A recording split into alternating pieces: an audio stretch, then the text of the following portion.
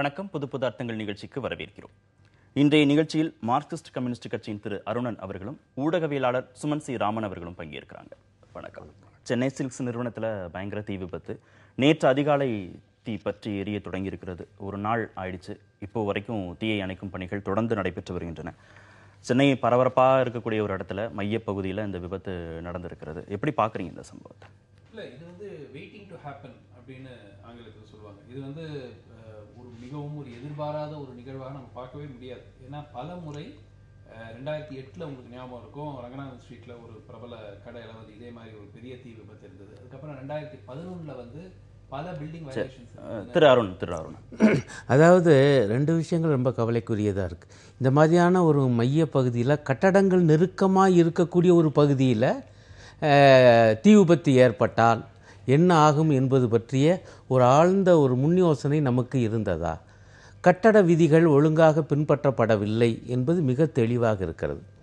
தீயணைப்பு வீரர்கள் தீவிரமாக போராடி கொண்டிருக்கிறார்கள். அவர்களுக்கு நமது பாராட்டுகளை தெரிவித்துக் கொள்வோம். ஆனால் அதே நேரத்தில் போதிய பாதுகாப்புக்கான அந்த ஏற்பாடுகள் அவர்களுக்கும் சரி, தீயை அணைப்பதற்கான நவீன வசதிகள் அனைத்தும் நமது தீயணைப்பு படைக்கு இருக்கிறதா என்கிற வினாவும் எழுகிறது. ஒரு கட்டடத்திலே 26 மணி நேரத்திற்கு மேலாக தீ எரிகிறது, அணைக்க முடியவில்லை. நான் யாரையும் குறிப்பிட்டு குறை சொல்லவில்லை. ஆனால் பொதுவான அந்த ஏற்பாட்டினுடைய போதாமை வெளிப்பட்டிருக்கிறது. இந்த இரண்டும் தீவிரமாக விவாதிக்கப்பட வேண்டும். ஒரு கெடுதலிலே நன்மை என்பது போல முதல் விஷயத்துக்கு நிச்சயமாக ஊழல் என்பது அடிப்படையான காரணம். என்ன கொடுமை! துணிக்கடை மையமான பகுதி, அங்கே தீ விபத்து ஏற்பட்டால் எவ்வளவு பெரிய பாதிப்பு ஏற்படும் என்பது சாதாரணமாக அனைவருக்கும் தெரியக்கூடிய விஷயம். இப்போ உங்களுடைய செய்தியாளர் அங்கே சொன்னார், அந்த பின்பகுதியில் ஜன்னல்களே இல்லை. புகையும் தீயும் ஒரு அறைக்குள்ளேயே இருந்தால் அறை வெடித்து சிதறும். அப்படி என்றால் ஜன்னல்கள் இல்லாமல் எப்படி கட்டப்பட்டது? அதே போல துணிகள் வைப்பதற்கு எவ்வளவு இடைவெளி இருக்க வேண்டும்? நல்ல வேளையாக அதிகாலையிலே விபத்து. ஆனால் பணியாளர்கள் யாரும் அதிகமாக இல்லை, 12 பேர் இருந்திருக்காங்க. நம்முடைய தீயணைப்பு வீரர்கள் மிகுந்த தீரத்தோடு அவங்களையெல்லாம் காப்பாற்றியிருக்காங்க. அதனால தான் நான் முதலில் பாராட்டு தெரிவித்தேன். ஆனால் பொதுஜனங்கள் இருக்கக்கூடிய ஒரு நேரத்திலே இவ்வளவு பெரிய விபத்து ஏற்பட்டிருந்தால் எவ்வளவு பெரிய பாதிப்பு, உயிர் சேதம் ஏற்பட்டிருக்கும் என்பதை நாம் எண்ணி பார்க்க வேண்டும். ஆனால் எப்படி இந்த விதிமுறைகளை பற்றியெல்லாம் கவலைப்படாமல் அந்த கட்டடத்துக்கு அனுமதி கொடுத்தாங்க, அந்த கடை இயங்க அனுமதி கொடுத்தவங்க யார், அதனுடைய பின்புலம் என்ன என்பது நம்ம விசாரிக்கப்பட வேண்டும். இல்ல அதிகாரிகள் மட்டும்தான் இதுக்கு காரணம்னு சொல்ல முடியும். முதல்ல வந்து தீயணைப்பு படையினர் ரொம்ப அற்புதமா செயல்பட்டு இருக்காங்க. அவங்களுக்கு மிக முக்கியமா தேவை ஆக்சஸ். நான் வரேன் சுமந்த். இல்ல, அதுதான் பிரச்சனை. எப்படி இந்த கட்டடத்துக்கு அனுமதி அளிக்கப்பட்டது? எப்படி அந்த கட்டடம், அந்த கடை இயங்க அனுமதி அளிக்கப்பட்டது? இவ்வளவு குறைபாடுகளுடன் இந்த குறைபாடுகள் எப்பொழுது வெளிச்சத்துக்கு வருகின்றன என்றால் இவ்வளவு பெரிய ஒரு விபத்து ஏற்பட்ட பிறகுதான் வெளிச்சத்துக்கு வர வேண்டுமா? அப்படி என்றால் பொதுவாக அந்த இன்ஸ்பெக்ஷன் என்பது காலந்தோறும் நடக்குமே, அதெல்லாம் ஒழுங்காக நடந்ததா? அதனுடைய குறிப்புகள் என்ன? ஏதேனும் புகார்கள் அவர்கள் தெரிவித்தார்களா? தெரிவித்த பிறகும் அந்த குறைபாடுகள் நீக்கப்படவில்லையா? இவ்வளவு கேள்விகளும் இருக்கு. ஆகவேதான் இயல்பாக அந்த ஊழல் என்கிற அந்த மிகப்பெரிய அந்த பூதாகரமான அந்த பிரச்சனை என்பது மீண்டும் எழுகிறது. 2006 இருந்து இந்த பிரச்சனை இருக்கு. 2006, 2009, 2011 தொடர்ச்சியாக இது சம்பந்தமான வழக்குகளும் நீதிமன்றத்தில் இருந்துட்டே இருக்கு. அரசு தரப்புலையும் நீதிமன்றத்துக்கு போறாங்க, நிறுவனங்கள் தரப்புலையும் நீதிமன்றத்திற்கு போறாங்க. இப்ப எங்க சிக்கல்னு புரிஞ்சுக்கிறது? ஒரு முகநூலில் வந்த செய்தி எவ்வளவு தூரம் உண்மை என்று எனக்கு தெரியல. இதே கட்டடம், இதே நிறுவனத்துக்கு சொந்தமான இந்த கட்டடம் பற்றிய விதிமீறல்கள் இருக்கிறது என்கிற அளவுக்கு நீதிமன்ற வரை அது சென்றது என்கிற ஒரு செய்தியை ஒரு நண்பர் போட்டிருந்தார். அப்பொழுதும் கூட அந்த குறைகள் நீக்கப்படவில்லையா என்கிற கேள்வி. இன்னும் எனக்கு என்ன சந்தேகம் வருது, நான் இது வெறும் 7 மாடி கட்டடம் தான். இன்னைக்கு ரொம்ப சர்வசாதாரணமாக 30 மாடி 40 மாடி என்று சென்னை மாநகரிலே வந்துகிட்டு இருக்கு. அப்படி என்றால் அங்கே எல்லாம் ஏதேனும் ஏற்பட்டால், இத்தகைய தீ விபத்து ஏற்பட்டால் அதை அணைப்பதற்கு அல்லது முன்கூட்டியே தடுப்பதற்கு போதிய ஏற்பாடுகள் இருக்கின்றனவா என்கிற கேள்வியும் இதை ஒட்டியே எழுகிறது. டி நகர் பகுதியில மாதிரி பாரிஸ்லயும் இதே மாதிரியான பிரச்சனைகள்லாம் நடந்தது. நமக்கு ஏற்கனவே நண்பர் அது ஏற்கனவே அந்த இதுவே முழுசா எரிச்சல மூர் மார்க்கெட்டு முழுமையாக எரிந்து தரைமட்டமானதெல்லாம் நம்முடைய நினைவுகளை ஓடுதில்ல. அப்போ பாரிஸ் கார்னர் பகுதியிலேயே இந்த மாதிரி நிலைமை, இப்போ வந்து உஸ்மான் சாலை அந்த தீநகர் பகுதியில் இது என்றால் எப்ப நம்ம வந்து ஒரு அனுபவத்திலிருந்து எதையும் கற்றுக்கொண்டதாகவே தெரியவில்லையே. இல்ல, இப்ப டவுன் பிளானிங்னு வருகிற போது அந்த சிக்கல்கள்லாம் இருக்கிறதா? ஏன்னா ஆரம்பத்துல இருக்கக்கூடிய கட்டுமானங்கள்ல தான் மீண்டும் மீண்டும் கட்டுமானங்கள் வந்து பெரிதுபடுத்தப்படுகிறது. ஏற்கனவே ஒரு வீடு இருக்கிற இடத்துல தான் அதை இடிச்சிட்டு மீண்டும் வந்து அங்க வந்து 5 மாடி கட்டிடங்களோ 4 மாடி கட்டிடங்களோ கட்டப்படுகிறது. இப்ப டவுன் பிளானிங்ல தான் பிரச்சனையா, அதுக்கான அனுமதிகளை தான் பிரச்சனையா? அதிலும் பிரச்சனை. நான் என்ன சொல்ல வர்றேன், ஏற்கனவே நெருக்கடியான கட்டடங்கள் உள்ள பகுதி, பரபரப்பான பகுதி, மைய பகுதி, அங்கே அனுமதி கொடுப்பதற்கு முன்பு தீ விபத்தை தடுப்பதற்கான அந்த உரிய முன்னேற்பு ஏற்பாடுகள் இருக்க வேண்டும் என்பதிலே குறியாக கராராக நம்முடைய அரசு நிர்வாகம் இருக்கிறதா இருந்ததா என்பதுதானே கேள்வி. இப்ப ஒரு சுத்தி வர நல்ல இடம் இருக்குன்னு வச்சுக்கோங்களேன், தீயை அணைப்பது எளிது, நம்முடைய தீயணைப்பு வீரர்களும் எளிதாக செல்ல முடியும். இந்த மாதிரியான பகுதிக்குள்ள அவங்களால் எளிதாக போக முடியாது, அவருடைய கருவிகளை, சாதனங்களை, இயந்திரங்களை கொண்டு வர முடியாது என்பது எல்லாருக்கும் தெரிஞ்ச விஷயம் தானே. இது ஒரு பொது அறிவு. அப்படி என்றால் அந்த மாதிரி இடத்துல இன்னும் கூடுதலான பாதுகாப்பு ஏற்பாடுகள், தீ விபத்து ஏற்படாமல் இருக்க என்பதற்கு இவங்க அழுத்தம் கொடுத்திருக்க வேண்டும் அல்லவா அரசு நிர்வாகம். ஏன் கொடுத்தாங்க? ஒரு சிறிய இடைவேளை நம்ம எடுத்துக்கலாம். ஒரு சிறிய இடைவேளைக்கு பிறகு நம்ம தொடர்ந்து பேசலாம். சுமந்த், இந்த விபத்தை எப்படி பார்க்குறீங்க? இல்லை, இது வெயிட்டிங் டு ஹேப்பன். முதல்ல சொன்ன மாதிரி இது எப்போ நடக்கும் அப்படிங்கிறது தான். ஒரு உஸ்மான் ரோட்டில் ஏற்கனவே வந்து 2008ஆம் ஆண்டில் ஒரு ரங்கநாதன் ஸ்ட்ரீட்டில் ஒரு பெரிய தீ விபத்து ஏற்பட்டது. அதுக்கு பிறகு வந்து தீயணைப்பு துறை வந்து ஆய்வு மேற்கொண்டு கிட்டத்தட்ட 90% கட்டிடங்களுக்கு தேவையான ஃபயர் ப்ரொடெக்டிவ் எக்யூப்மெண்ட்டு இல்லை, அதற்கான பில்டிங் நார்ம்ஸும் வயலேஷன் ஆயிருக்கு அப்படின்னு கண்டுபிடிச்சு ஒரு அறிக்கை கொடுக்குறாங்க. அதுக்கு பிறகு 2011 இதே கட்டடத்தையே வந்து சீல் வைக்கும் போது பில்டிங் வயலேஷன் இருக்குன்னு சொல்லி சிஎம்டிஏ வந்து நோட்டீஸ் கொடுத்து சீல் வைக்கிறாங்க. அதுக்கு பிறகும் வந்து இப்போ நம்ம தீயணைப்பு வீரர்களை வந்து நம்ம முழுமையாக பாராட்டணும். ஏன்னா அவங்களுக்கு வந்து ஃபஸ்ட்டு ஒரு தீயை அணைக்கிறதுக்கு நம்ம தீயணைப்பு வீரர்களை பேசும்போது அவங்க சொல்கிறது ஆக்சஸ், அதாவது 2 புறத்திலிருந்தோ 3 புறத்திலிருந்தோ அவங்களுக்காக அந்த தீயை வந்து அணுகும் ஒரு வாய்ப்பு இருக்கணும். இப்போ நீங்கள் 3 பக்கமும் மூடிட்டு, அது வயலேஷன் மூலமாக மூடிட்டு, ரியர் சைடில் ஒரு எக்ஸிட்டுக்கு ஸ்டேர் கேஸ் கொடுக்கணும். இதெல்லாம் வந்து விதிமுறைகள் எல்லாமே இருக்கு. கட்டடத்துடைய 3 பகுதியும் சொல்றீங்க. கட்டடத்தினுடைய பல பகுதிகளில் இருந்து அவர்களுக்கு ஆக்சஸ் இருக்கணும். அந்த தீயை வந்து கட்டுப்பாட்டுக்குள் கொண்டு வருவதற்கு நீங்கள் ஒரே சைடில் உட்காந்துட்டு நீங்கள் நேற்று உதாரணத்துக்கு ஒரு சில தகவல்கள் என்ன சொன்னாங்கன்னா, அந்த பிராண்டோ ஸ்கை லிஃப்ட்னு இருக்கு. அந்த ஸ்கை லிஃப்ட் மூலமாக தான் வந்து அந்த உயரத்தில் இருக்கிற தீயை வந்து அணைக்கிறாங்க. அது வந்து அதை பொசிஷன் பண்ணுறதுக்கே பல மணி நேரம் ஆச்சு, ஏன்னா கேப் இல்லை. ஸோ இதுக்கெல்லாம் யார் காரணம்? மிகப்பெரிய ஒரு பெரிய சிக்கல். தீயணைப்புத்துறை சொல்ற ஒரே மிகப்பெரிய பிரச்சனை, இப்போ ஒரு மெட்ரோ வாட்டர் இருக்கு, எலக்ட்ரிசிட்டி போர்டு இருக்கு. இவங்க வந்து ஒரு நோட்டீஸ் கொடுத்தாங்கன்னா உடனடியாக அந்த கட்டட உரிமையாளர்கள் அதை வந்து சீரியஸாக எடுத்துக்கிறாங்க. ஏன்னா இல்லாட்டி தண்ணி கனெக்ஷன் கட் பண்ணிடலாம், எலக்ட்ரிக் கனெக்ஷன் கட் பண்ணிடலாம், பவர் கனெக்ஷன். ஆனால் எங்களுக்கு அந்த மாதிரி எந்த விதமான ஒரு பவர் கிடையாது. எங்களுக்கு நாங்கள் நோட்டீஸ் கொடுக்கலாம், அந்த நோட்டீஸை அவங்க கண்டுக்கிறதே இல்லை. கண்டுக்காமல் இருந்தாக்கா நாங்கள் என்ன பண்ண முடியும்? 500 ரூபாய் ஃபைன் போட முடியும். அதனால வந்து எந்த விதமான ஒரு பாதிப்பும் யாருமே எங்களை சீரியஸாக எடுத்துக்கிறது இல்லை. இந்த மாதிரி ஒரு தீ விபத்து ஏற்படுத்தக்கூடிய வாய்ப்பு இருக்கு, நாங்கள் பில்டிங் வயலேஷனை நாங்கள் ஃபயர் சேஃப்டி எக்யூப்மெண்ட் இல்லாதது. ஒரு சிம்பிள் உதாரணம் டாக்குமெண்ட் பண்ணாங்க. இந்த மாதிரி பெரிய பெரிய கடைகளில், பல கடைகளில் இந்த ஃபயர் அலாம் வைப்பாங்க. இந்த ஃபயர் அலாமை வந்து என்ன பண்ணுவாங்கன்னா கார்ட்போர்ட் ஷீட்டு போட்டு மூடிடுவாங்க. ஏன்னா அங்கே வாசலில் நீங்கள் பார்த்தீங்கன்னா இந்த சில கடைகளில் பாப்கார்ன் மெஷின் எல்லாம் இருக்கும். இந்த பாப்கார்ன் மெஷின்லேருந்து கொஞ்சம் புகையெல்லாம் போகும். ஸோ அது ஃபயர் அலாமை அடிக்கடி வந்து ஆஃப் பண்ணி விட்டுறதுன்னு சொல்லிட்டு கார்ட்போர்ட் ஷீட் இதெல்லாம் டாக்குமெண்ட் ஆயிருக்கு. ஆனால் இதற்கு அதான் எனக்கு காலையில் ட்விட்டரில் ஒருத்தர் ரொம்ப அழகாக போட்டிருந்தார், என்னங்க இது அநியாயமாக இருக்குது, காசு கொடுத்து இந்த தீயை சரிப்படுத்த மாட்டேங்கிறாங்களே, காசு மூட்டை கொஞ்சம் போட்டால் தீ அணைஞ்சிடாதா அப்படின்னு கேட்டு. ஆனால் அதுதான் உண்மை. இன்னைக்கு நடந்திருக்கிற விபத்து வந்து முழுமையாக இது வந்து ஒரு இயற்கை இதுவாக எடுத்துக்க முடியாது. ஃபயர் அலார்மிங் சிஸ்டம்ஸ் இருக்காங்கறத இல்ல, ஃபயர் கம்ப்ளையன்ஸ் சர்டிபிகேட். ஒரு நிமிஷம் இருங்க, அது எப்போ வாங்குவாங்க? நிறுவனம் வந்து தொடங்குவதற்கு முன்பாக தானே அதெல்லாம் வாங்கணும். இல்ல, அதுல 2 இருக்கு. ஒன்னு வந்து பீரியாடிக் மெயின்டெனன்ஸ், அதாவது உங்களுக்கு ஃபயர் ஃபைட்டிங் எக்யூப்மெண்ட் வந்து நீங்க ஒரு ஃபயர் எக்ஸ்டிங்விஷர் வச்சிருக்கீங்களோ இல்ல ஸ்ப்ரிங்க்லர் சிஸ்டம் வச்சிருக்கீங்களோ அதற்கு மெயின்டெனன்ஸ் பீரியாடிக்கா இருக்கணும். அதுவும் வந்து ஃபயர் டிபார்ட்மெண்ட் ஆய்வு 2011 ஆய்வு செஞ்சிருக்காங்க. அதுக்கு பிறகும் ஆய்வு செஞ்சிருக்காங்க. ஆய்வு செஞ்சு அறிக்கையெல்லாம் கொடுத்துருக்காங்க. அதாவது இது யாருக்குமே ஒண்ணுமே தெரியாது, அரசுக்கு ஒண்ணுமே தெரியாது, இந்த மாதிரி இருக்குங்க. ஃபயர் டிபார்ட்மெண்ட் ஃபுல்லா பண்ணியிருக்காங்க.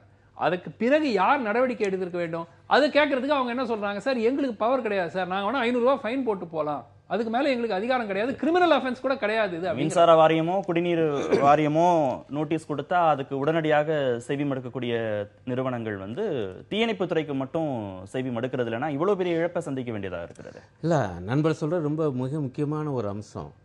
ஆனால் நான் என்ன கேட்க விரும்புகிறேன், நீங்கள் இந்த கட்டடத்துக்கு அனுமதி தருவதற்கு முன்பே இந்த விதிகள் எல்லாம் மிக தெளிவாக அதில் இருக்குது. சாதாரண வீடு கட்டும் போது இல்ல ஒரு பேச்சுக்கு நீங்க கட்டடம் தொடங்குவதற்கு முன்பு, நிறுவனம் தொடங்குவதற்கு முன்பு அவங்க வாங்கியிருந்தா கூட இடையில அந்த மாதிரி நடந்திருந்தது அப்படின்னா அதை அந்த விதிமீறலுக்கும் அவங்க நோட்டீஸ்க்கு பதில் சொல்றது இல்லைங்கிறதான அவருடைய கருத்துல இருந்து புரிஞ்சுக்க வேண்டியதா இருக்கு. இல்ல, பதில் சொல்ல வைக்க முடியும். நீங்க எங்க கடையை மூடி சீல் வைக்கிற காட்சியே பார்த்துருக்கோம்லங்க. விதிமீறல்னா அதற்கான அதிகாரம் மாநகராட்சியிலிருந்து இன்னும் சொல்ல போனா மத்திய அரசு வரைக்கும் இருக்குன்னு நான் நினைக்கிறேன். நீங்க கடையை மூடி சீல் வைக்கிற காட்சியை பார்க்கிறோமே. ஆனால் விதிமீறல்கள் நடந்திருக்கு என்பது தெரிந்த பிறகும் நடவடிக்கை எடுக்காமல் இருந்தால் என்ன அர்த்தம்? அதை தான் நாங்கள் சொல்ல வர்றேன். நிர்வாக முறைகேடு மற்றும் ஊழல் என்கிற பிரச்சனையை பேசாமல் இதை பேசி அர்த்தம் இல்லைங்கிறேன் நான். அது அவ்வளவு தூரம் அடைத்து கொண்டிருக்கு இந்த சமூகத்தை மேலிருந்து கீழே வர. அதனால தான் இன்னொரு வாக்கியமும் சொன்னேன். கட்டடம் முன் அனுமதி பெறுவதற்கு முன்பு இந்த தீ விபத்து பற்றிய அந்த முன்னெச்சரிக்கை நடவடிக்கைகள் இருக்கின்றனவா? ஒன்று. இடையிடையே இன்ஸ்பெக்ட் பண்ணுவதற்கும் அதிகாரம் இருக்கிறது. இப்ப தீயணைப்பு துறையை வந்து நான் முழுமையாக இந்த விஷயத்தில் விடுவிக்க நிறுவனங்கள் ஒரு நிமிஷம் கார்த்தி, ஒரே ஒரு விஷயம். நிறுவனங்கள் சரியா ரெஸ்பான்ஸ் சிஎம்டிஏ நோட்டீஸ் அவங்க நான் சொல்றேன். இந்த பில்டிங்கை பொறுத்த வரைக்கும் basement floor plus ground floor plus 3 floors in deviation to approved plan. Car parking space shown in still floor has been converted into commercial usage as ground floor. 4th floor to 8th floor part is unauthorized. இது யாரு?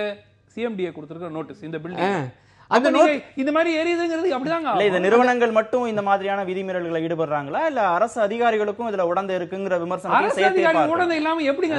அதான point. Note இல்ல, இப்போ உங்களுக்கு எங்கயோ ஒரு அத்வானத்துல இந்த building இருக்கு, ஒண்ணுமே யாருக்கும் தெரியல, நோட்டீஸ் கொடுத்துருக்கீங்க, பில்டிங் வயலேஷனுக்கு சீல் பண்ணிருக்கீங்க. அதைத்தான் நான் சொல்ல வந்தேன். ஒரு நண்பர் முகநூல்ல இதை போட்டிருந்தார் இந்த கட்டடம் பற்றி என்ன. இப்ப மேலும் ஆதாரத்தையும் நண்பர் காட்டுகிறாரு.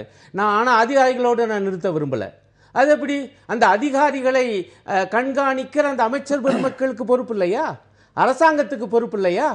இன்னும் மாநகராட்சியினுடைய இருக்கக்கூடிய அந்த மேயர்கள் உட்பட பொறுப்பு இல்லையா? இப்ப அவங்க இல்லைன்னு வச்சுக்கோங்க, இவ்வளவு காலமா இருந்தாங்கல்ல, அப்ப அவங்களுக்கு பொறுப்பு இல்லையா? அதிகாரிகளோடு நிறுத்துவதும் நியாயம் அல்ல. அரசியல்வாதிகளுக்கும் ஆட்சியாளர்களுக்கும் இதிலே பொறுப்பு இருக்கு. இன்னும் சொல்ல போனா முதன்மை பொறுப்பு அவர்களை சார்ந்தது. நிறுவனங்கள் இந்த விதிகளை பின்பற்றலன்னு நம்ம பேசுறோம், கட்டட விதிகளை வந்து நிறுவனங்கள் பின்பற்றலன்னு நம்ம பேசுறோம். அந்த கட்டடத்துக்கு முன்னாடி பாலம் இருக்கிறதுனால ஹைட்ராலிக் கிரெயின் வந்து போக முடியாம 2-3 மணி நேரம் தாமதமா இருக்கு. அதை உள்ள கொண்டு போய் தீயை அணைக்கும் முயற்சியில ஈடுபட முடியலன்னா நீங்க டவுன் பிளானிங்லயும் சேர்த்தே தானே இப்ப சிக்கலா இருக்கு. அவ்வளவு குறுகலான இடத்துல அந்த பாலம் கட்டப்படலாமா? தீ விபத்து ஏற்பட்டா வாகனங்கள் உள்ளே போக முடியுமான்னு கூட அதிகாரிகள் தரப்புல யோசிக்கல. கிரேட்டர் பப்ளிக் குட்னுவாங்க. பொதுமக்களுக்கு எது நலனோ அதுதான் வந்து நம்பர் 1 பிரையாரிட்டி அப்படிங்கறது அரசு பார்க்கணும். நீங்க வந்து அங்க பில்டிங் வச்சிருக்காங்க, அவங்க வியாபாரம் பாதிக்கும், அதனால பாலம் கட்ட முடியாது அப்படிங்கிற அடிப்படையிலயோ இல்ல அங்க சேஃப்டியாக நாளைக்கு இருக்க முடியாது. இங்க வந்து இங்க 4 ஃப்ளோரோ 5 ஃப்ளோரோ பார்ஷியல் வயலேஷன்ங்கிறீங்க. நீங்க பில்டிங்கை சீல் பண்ணிருக்கீங்க. அதுக்கப்புறம் என்ன நடவடிக்கை? நீங்க பாத்தீங்கன்னா நிறைய கேஸ்ல இது ரெகுலரைஸ் கூட ஆயிருக்கும், நமக்கு தெரியாது. இல்ல பொதுமக்கள் பயன்பாட்டுக்கு பாலம் நீங்க சொல்றத புரிஞ்சுக்கலாம். கடைக்குள்ள போய் பொருள் வாங்குறதும் பொதுமக்கள் இல்ல, அப்ப ரோட வைடன் பண்ணிக்கணும்ல. நீ கடைக்குள்ள போய் அப்போ அங்க இருக்கக்கூடிய 100 கடைகள்லயும் காலையில விடிஞ்சா மக்கள் தானே போய் நின்னு பொருள் வாங்க போறாங்க. ஆயிரக்கணக்கான மக்கள் தானே வாங்க. அதாவது அடிப்படையாக போக்குவரத்து நெரிசல் இருக்கிறது, இங்க ஒரு பாலம் கட்டப்பட வேண்டும் என்ற ஒரு அடிப்படை ஒரு நோக்கம் வந்துருச்சு. அந்த ரீதியாக உங்களுக்கு ஃபயர் ஃபைட்டிங்க்கு இது ஒரு 3 அடி செட்பேக் எடுக்கிறது. அடிஷனலா இப்போ நீங்க ஹைவேக்கு அக்வயர் பண்றீங்க இல்லையா, ரோடு வைடனிங்க்கு உலகம் முழுவதும் இந்தியா முழுவதும் நீங்க லேண்ட் எடுக்கிறீங்கல்ல, இந்த லேண்ட் எடுக்க முடியாது. ஏன்னா இது வந்து ஒரு ஹையஸ்ட் ஷாப்பிங் டிஸ்ட்ரிக்ட், விலை ரொம்ப அதிகமா இருக்கு. அந்த அடிப்படையில் நம்ம பார்க்க முடியாது. நீங்க பேசிக்கா உடனடியா அரசு செய்ய வேண்டியது, இந்த பில்டிங்க்கு ஃபயர் கம்ப்ளையன்ஸ் சர்டிபிகேட் இருக்கா இல்லையா, இல்லைன்னா அது யார் அந்த ஃபயர் கம்ப்ளையன்ஸ் சர்டிபிகேட்டா இல்லாமல் அதற்கு யார் பொறுப்பு, அவங்க மேல என்ன நடவடிக்கை எடுக்கிறாங்க. ரெண்டாவது பில்டிங் வயலேஷன் இருக்கா இல்லையா, அது ரெகுலரைஸ் ஆயிடுச்சா இல்லையா. அது நான் கேட்க விரும்புகிற கேள்வி, ஏற்கனவே குறுகலான பாதை, நெருக்கமான கட்டடங்கள், அதற்குள்ள பாலத்தை கட்டுறோம், பாலத்தின் தேவையும் நமக்கு புரிகிறது. நான் என்ன கேட்க விரும்புகிறேன்னா, இப்படியாப்பட்ட சூழல் இருக்கும் பொழுது அந்த இடத்தில் உள்ள கட்டடங்களுக்கு தீ விபத்து தடுப்பு நடவடிக்கைகள் இன்னும் அதிகரிச்சிருக்கணும்ல. இவங்க சொல்லியிருக்கக்கூடிய அந்த விதிமுறைகளில் ஒன்று மீறி இருந்தாலும் உடனடியாக அந்த கட்டடத்துக்கு சீல் வைக்கிற அந்த துடிப்பு அந்த நிர்வாகத்தின் தரப்பிலே இருந்திருந்தால் இதை தவிர்த்திருக்க முடியும். சீல் வைக்கிறதுக்கு உரிமையே கிடையாது. அந்த மாதிரி நீங்க அரசு தரப்புல நடவடிக்கை எடுக்கிற போது நீதிமன்றத்தை நாடுறாங்க. இல்லங்க, அதுல காலதாமதம் ஃபயர் ஃபைட்டிங் எக்யூப்மெண்ட் இல்லன்னு கோர்ட் வந்து ஸ்டே கொடுப்பாங்களா? இல்லைங்க, நீங்க பில்டிங் வயலேஷன் ரெகுலரைசேஷனுக்கு நீங்க கோர்ட்ல ஸ்டே வாங்குறது வந்து நம்ம பார்த்துருக்கிறோம். நான் தீயணைப்புக்கு தேவையான எக்யூப்மெண்ட்லாம் நான் வச்சுக்க மாட்டேன், நான் கோர்ட்டுக்கு போவேன்னாக்க கோர்ட் வேணாங்க, நீங்க தீயணைப்பு ஒன்றும் வேணாம். நீங்க தானே சொல்றீங்க 500 ரூபாய் தான் அதிகபட்ச அபராதம். அதுதாங்க பிரச்சனை. இப்போ அவங்க என்ன கேட்கறாங்க, இப்ப சில மாநிலங்கள்ல அது 5 லட்சம் ஆக்கியிருக்காங்க ஃபைனை. ஸோ ஐதர் நீங்க ஃபைனை அதிகரிக்கணும், இல்ல ஒரு கிரிமினல் அஃபென்ஸ் ஆக்கி நாளைக்கு வந்து சிறை தண்டனை கொடுக்கக்கூடிய ஒரு ரீதியாக அது கொண்டு போகணும். அவங்களுக்கு அதிகாரமே கொடுக்காம அதுக்கப்புறம் வந்து நீங்க வந்து தீயை மட்டும் அணைச்சிட்டு போங்க அப்படிங்கிற ரீதியா வைக்கிறதுங்கிறது ஒரு இது வந்து பிரிவென்டபிள் முழுமையாக. இது திரு அருணன் அவர்கள் சொன்னது போல இது பகல்லையோ இல்ல அதிக நெரிசல் இருக்கிற நேரத்திலேயோ நடக்காதது வந்து ஒரு பெரிய ஒரு லக்கு அப்படிங்கறதான் சொல்லணுமே தவிர, இது நாளையும் மற்ற கட்டிடங்களும் நடக்கக்கூடிய ஒன்றுதான். அதற்கு நம்ம சிஸ்டம்ல வந்து நமக்கு அதை நம்ம வந்து என்ன எடுத்துக்கிறோம், சரி இது 3 நாள் இதை பத்தி பேசுவோம், வாரத்திலிருந்து இது எல்லாம் பிசினஸ் as யூஷுவல்னு வியாபாரம் நடக்க போகுது. இதே மாதிரி ஃபயர் எக்யூப்மெண்ட் இல்லாம பில்டிங் அங்கேயே தான் இருக்க போகுது. அதையும் கண்டுக்காம அதிகாரிகள் போகதான் போறாங்க. இதுதான் நமக்கு நடக்கும். இல்லை, நான் இதில் விட சேர்த்து சொல்ல வேண்டியது, தீயணைப்பு துறைக்கு கூடுதல் அதிகாரம் தரப்பட வேண்டும், இல்லை என்றால் கொடுக்கணும் என்பதை நானும் ஏற்றுக்கொள்கிறேன். ஆனால் அவ்வப்பொழுது சோதனை செய்து நீங்கள் ஏற்கனவே இதையெல்லாம் ஒத்துக்கொண்டு தான் இந்த கட்டடத்தை எழுப்பி இருக்கிறீர்கள். தீயணைப்பு துறை சம்பந்தமான கட்டுப்பாடுகள், தீ விபத்து தடுப்பு முன்னெச்சரிக்கை நடவடிக்கைகள், இது முதல்ல கூட காமிச்சிட்டு பிறகு கூட அதையெல்லாம் மறைச்சிருக்கலாம் அல்லது எடுத்துகிட்டு போயிருந்திருக்கலாம். ஆனால் அவ்வப்பொழுது நீங்கள் சோதனை செய்து ஏற்கனவே இருந்தது ஏன் இப்போ இல்லை, அல்லது ஏன் நீங்கள் ஒப்புக்கொண்டதை நீங்கள் இன்னும் அமைக்கலை என்று நோட்டீஸ் விட்டு கடும் நடவடிக்கை எடுக்கிற அதிகாரம் மாநகராட்சி நிர்வாகத்துக்கு இருக்கிறது என்று தான் நான் இப்போது நம்புகிறேன். இல்லை என்றால் அந்த அதிகாரத்தை அவங்களுக்கு தர வேண்டும். ஆனாங்க நீங்கள் எவ்வளவு அதிகாரத்தை இந்த அரசு நிர்வாகத்துக்கு தந்தாலும் அவங்க அதை அமுல்படுத்த தயாரா இல்லைன்னா என்ன ஆகும்? அங்கதான் அந்த ஊழல் என்பது வந்து 2007ஆம் ஆண்டு கட்டப்பட்ட கட்டடங்கள் எல்லாத்தையுமே முறைப்படுத்தணும் அப்படிங்கறதான் இப்போது இருக்கக்கூடிய நிலைமை. அந்த பகுதியில் இருக்கக்கூடிய எல்லா கன்ஜஸ்டட் கட்டடங்களையும் முறைப்படுத்தணும், அதாவது விதி மீறல்களில் ஈடுபட்டிருக்கக்கூடிய நிறுவனங்களை முறைப்படுத்தணும். அதற்கு பிறகு வந்து அந்த முறைப்படுத்துதல் கிடையாது. ஆனா அதை வந்து இதுவரைக்குமே அரசு தரப்புல அமல்படுத்தவே இல்லை அந்த விதி. இல்ல, அது திரு அருணன் சொல்றது போல இந்த மேட்டர் வந்து ஊழல் வந்து ஒரு மிகப்பெரிய ஒரு பிரச்சனை. சோ அதனாலதான் வந்து தொடர்ந்து கோர்ட் உத்தரவு கொடுத்தா கூட அந்த உத்தரவை வந்து அமல்படுத்துவதற்கு அரசுக்கு வந்து எந்த ஒரு அரசாக இருந்தாலும் அவங்க இந்த பர்டிகுலர் உஸ்மான் ரோடு மேட்டரை பொறுத்த வரைக்கும் அவங்க யாருமே வந்து முயற்சி செய்யறதே கிடையாது. அதை எப்படி ரெகுலரைஸ் பண்ணலாம், அவங்களை எப்படி வந்து தொடர்ந்து அந்த வியாபாரத்தை நடத்தலாம் பிரச்சனை இல்லாமங்கிறதுக்காக பாக்குறாங்களே தவிர, ரெண்டாவது விஷயம் நம்ம சமுதாய ரீதியாகவும் ஒரு விழிப்புணர்வு வர வேண்டும். நம்ம வந்து ஒரு ஃபயர் ஃபைட் நம்ம வீடுகளுக்கு கூட இல்ல ஒரு கமர்ஷியல் எஸ்டாப்ளிஷ்மெண்ட் போகும்போது அவங்களுக்கு இது வந்து ஃபயர் ஃபைட்டிங் எக்யூப்மெண்ட்ங்கிறது கோடி கணக்கில் இவ்வளவு பெரிய பில்டிங் வந்து நூற்றுக்கணக்கான கோடி செலவாயிருக்கும். அதுல உள்ள இருக்கிற மெஷின் இருக்கிற சரக்கு எல்லாமே கணக்கு போட்டீங்கன்னா, அதனால ஒரு ஃபயர் ஃபைட்டிங் எக்யூப்மெண்ட்ங்கிறது வந்து இதுல வந்து ஒரு 0.01% தான் வந்து அதுக்கு செலவாக போகுது. அதை ஏன் பராமரிக்க கூடாது? அதுக்கு விழிப்புணர்வு இருக்க வேண்டும். பொதுமக்களும் வந்து கேள்வி கேட்கணும். அது என்னன்னா ஆர்டிஐ மூலமாக இந்த டீடைல்ஸை நம்ம நிச்சயமா பெறுவதற்கான வாய்ப்பு இருக்கிறது. ஏன்னா இது வந்து ஒரு பெரிய ஃபயர் கம்ப்ளைண்ட் சர்டிபிகேட் கொடுத்துருக்கீங்களா இல்லையா, பில்டிங் டீவியேஷன் ரெகுலரைஸ் ஆயிருக்கா இல்லையாங்கிறது முதல்ல. அதுக்கு ஈக்குவலா இன்னொரு முக்கியத்துவம் வாய்ந்த விஷயங்கிறது புகை மண்டலமா தான் அந்த பகுதி காட்சியளிக்குது. மருத்துவரா உங்களுடைய ஆலோசனை என்ன? நிச்சயமா அது அந்த பகுதி முழுவதுமே இந்த புகை வந்து பரவி இருக்கு, என்ன பிரச்சனைகளை ஏற்படுத்தும், எப்படி வந்து பொதுமக்கள் தற்காத்துக்கலாம்? நிச்சயமா வந்து நுரையீரல்ல ப்ராப்ளம் இருக்கிற மக்களுக்கு நிச்சயமா அது பாதிப்பு ஏற்படுத்தும். வீசிங் மாதிரி பிரச்சனைகள் வரலாம். பிளஸ் உங்களுக்கு என்வைரன்மெண்டல் டேமேஜ். அந்த இந்த புகை மண்டலம் வந்து கிட்டத்தட்ட ஒரு 2-3 கிலோமீட்டருக்கு சுத்தி வந்து இது பரவறதுக்கான வாய்ப்பு இருக்கிறது. பட் இது வந்து நடந்துருச்சு. இது தொடர்ந்து நடக்காமல் இருக்கிறதுக்கு நாம் என்ன செய்ய வேண்டும் அப்படிங்கிறது, இப்போ இந்த பில்டிங்கை வந்து நம்ம ஒரு லெசனா பயன்படுத்திக்கலாம். இல்ல இது வந்து எங்கேயோ நடக்குது, அது பரவாயில்லைங்க, அது பாட்டுக்கு ஒரு வாரம் கழிச்சு விட்டுறலாம். அந்த ஆட்டிடியூட் நம்ம கிட்ட இருக்கிற வரைக்கும் இது மாறாது. நம்ம வந்து சிஸ்டமிக் சேஞ்சஸ். ஃபர்ஸ்ட் ஃபயர் டிபார்ட்மெண்ட்டுக்கு ஏதேனும் ஒரு அதிகாரம் கொடுப்பதற்கு ஒரு முயற்சி, மேபி ஒரு பெட்டிஷன் இன் கோர்ட், யாராவது பார்க்குற நபர்கள் கோர்ட்டுக்கு போய் ஃபயர் டிபார்ட்மெண்ட்டுக்கு ஒரு பவர் கொடுக்கணும் அரசு. ஏன்னா எந்த விதமான ஒரு பவர் இல்லைன்னா இது தொடர்ந்து நடந்துட்டு தான் இருக்கும். 500 ரூபாய் ஃபைன் அரசு இயந்திரங்கள் எல்லாமே இந்த பகுதியில் குவிக்கப்பட்டிருக்கு. அமைச்சர்கள், அதிகாரிகள் எல்லோருமே நேரடி கண்காணிப்பின் கீழ் செயல்பட்டு தான் இதை கவனத்தில் எடுத்திருக்கிறாங்க. உரிய நடவடிக்கை உரிய காலத்தில் எடுப்பாங்க அப்படின்னு நம்ம நம்பலாம். இன்றைய நிகழ்ச்சியில் பங்கேற்ற இருவருக்கும் மிக்க நன்றி. மீண்டும் சந்திப்போம். நன்றி.